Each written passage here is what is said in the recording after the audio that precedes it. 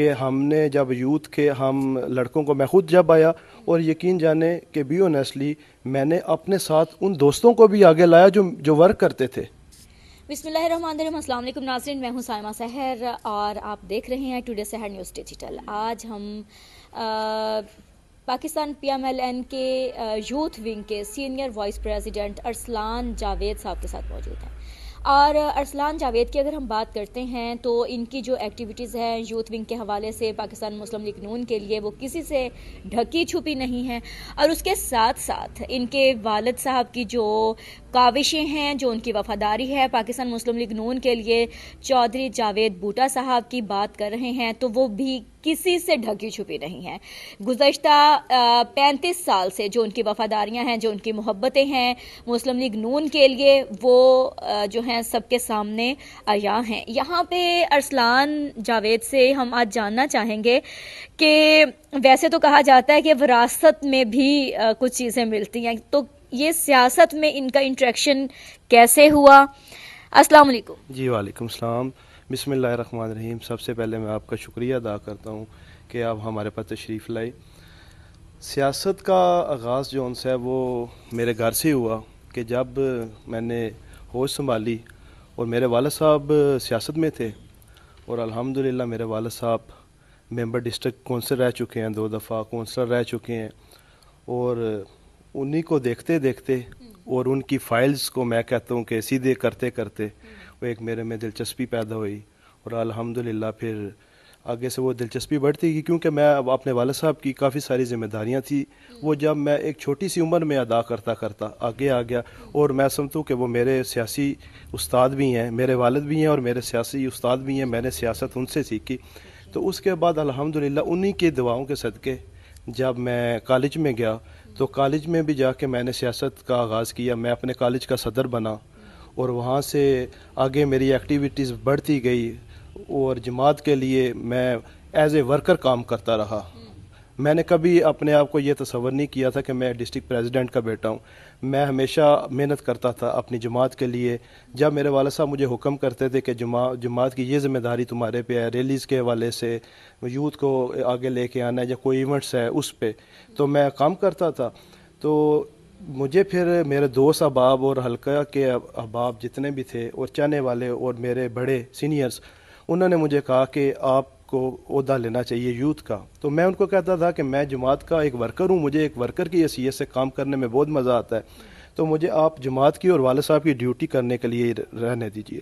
پھر سب کی زیادہ اس بات پہ فورس کرنے پہ الحمدللہ پھر میں سینئر وائس پریزیڈنٹ بنا یوتھ ونگ کا، اور الحمدللہ میں کافی ٹائم سے اس عہدے پہ ہوں. اور الحمدللہ جماعت کی جتنی بھی ریلیز، کوئی فنکشنز، جس طرح کا بھی کوئی معاملہ ہوتا ہے، ہمارے M P M N S میرے لیے بہت قابل احترام ہے. جب وہ ہماری ڈیوٹیز لگاتے ہیں، ڈسٹرکٹ پریزیڈنٹ یا جتنے بھی سینئرز ہمارے میرے لیے بہت قابل احترام ہیں.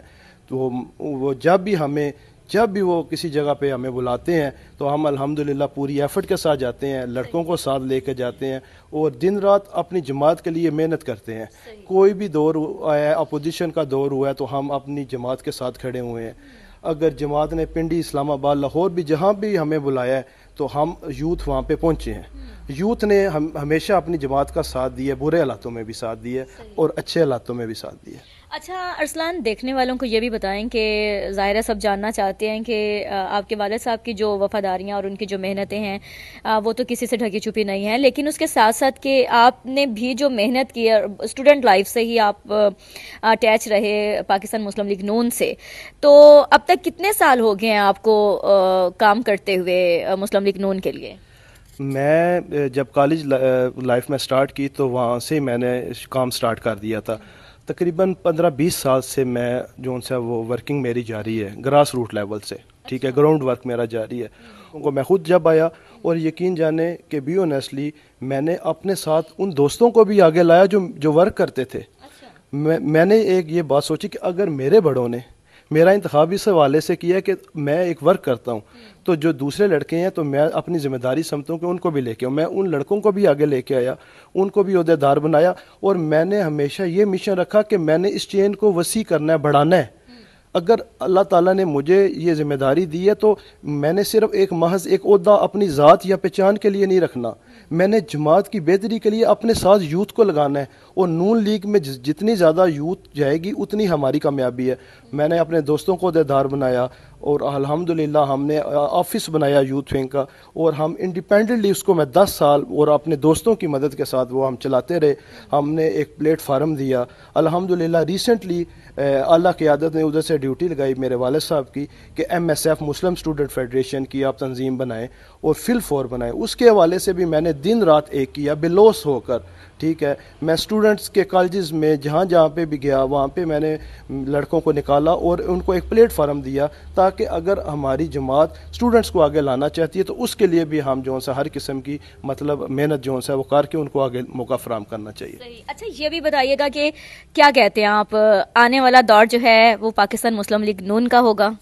جی الحمدللہ مسلم لیگ نون کا ہے۔ اس کی وجہ یہ ہے کہ پاکستان کی عوام میاں محمد نواز شریف سے اور نون لیگ سے پیار کرتی ہے۔ ہمیشہ نون لیگ کو جب بھی موقع ملا ہے تو نون لیگ نے عوام کی اچھی ڈیوٹی کی ہے، اچھی خدمت کی ہے۔ دیکھیں میاں نواز شریف صاحب 3 دفعہ وزیر اعظم بنے ہیں، عوام کی ووٹوں سے بنے ہیں، اور انشاءاللہ اب بھی نون لیگ اچھے مارجن سے جیتے گی، اور انشاءاللہ جہاں سے خوشحالی کا سفر ختم ہوا تھا وہاں سے سٹارٹ ہوگا، اور انشاءاللہ ہمارا مشن یہ ہے کہ ہم نے ملک کے لیے سیاست کرنی ہے۔ اگر یہ ملک ہے، یہ عوام ہے، تو ہماری سیاست ہے۔ میں تو یہ سمجھتا ہوں کہ اگر میں اپنی پبلک کے لیے ڈیلیور نہیں کر سکتا تو مجھے سیاست کرنے کا کوئی حق حاصل نہیں ہے۔ اگر میں ایک کسی جگہ پہ سٹینڈ کر رہوں، اب مجھے لوگوں کی آواز بننی چاہیے، لوگوں کے کام ہونے چاہیے۔ اسی طرح کا مشن ہماری جماعت کا بھی ہے کہ انشاءاللہ جب ہماری جماعت اقتدار میں آئے گی، انشاءاللہ عوامی مسائل جتنے بھی ہیں وہ انشاءاللہ پرائرٹی کے اوپر حل ہوں گے، اور انشاءاللہ ہم چاہتے ہیں کہ عام لوگوں کی زندگیاں بہتر ہوں اور ان کی زندگیوں میں خوشحالی آئے۔ خوشحالی آئے۔ اور بالکل ناظرین یہاں پہ یہ حقیقت جو ہے یہ کسی سے ڈھکی چھپی نہیں ہے کہ کوئی بھی تنظیم جو ہے وہ اس وقت پاورفل ہوتی ہے جب اس کی یوتھ جو ہے اس کے ساتھ ہوتی ہے، اور جتنا یوتھ ونگ ان کا مضبوط ہوگا کسی بھی پارٹی کا، اتنا ہی وہ پارٹی مضبوط ہوتی چلی جائے گی۔ نون لیگ کی ریلیوں کی اگر ہم بات کرتے ہیں جہلم میں، تو میرا خیال ہے کہ لاکھوں نہیں تو ہزاروں کی تعداد میں جو ہیں وہ ریلیاں نکالی گئیں، اور ہزاروں افراد کی شرکت جو ہے ان ریلیوں میں تھی، اور میرا خیال ہے کہ پورا شاندار چوک اور سیول لائن اور ریلوے روڈ وغیرہ جو ہے وہ بھرا ہوتا تھا۔ تو یہاں پہ جو ہے یہ یوتھ ونگ کی بھی کاوشیں ہیں اور ان کی محبتیں اور ان کی وفاداریاں ہیں پاکستان مسلم لیگ نون کے لیے، کہ آج ہمیں جہلم میں مسلم لیگ نون اسی طرح سے سٹرونگ نظر آ رہا ہے جس طرح سے ایک دور میں کہا جاتا تھا کہ جہلم نون لیگ کا گڑھ ہے۔ اور یہاں پہ جو ہے مزید اس طرح کے معلوماتی پروگرام دیکھنے کے لیے ہمارے چینل کو سبسکرائب کرنا نہیں بھولیے گا، ہماری ویڈیو کو لائک، شیئر اور کمنٹ کرنا بھی نہیں بھولیے گا۔ اجازت دیجیے، اللہ حافظ۔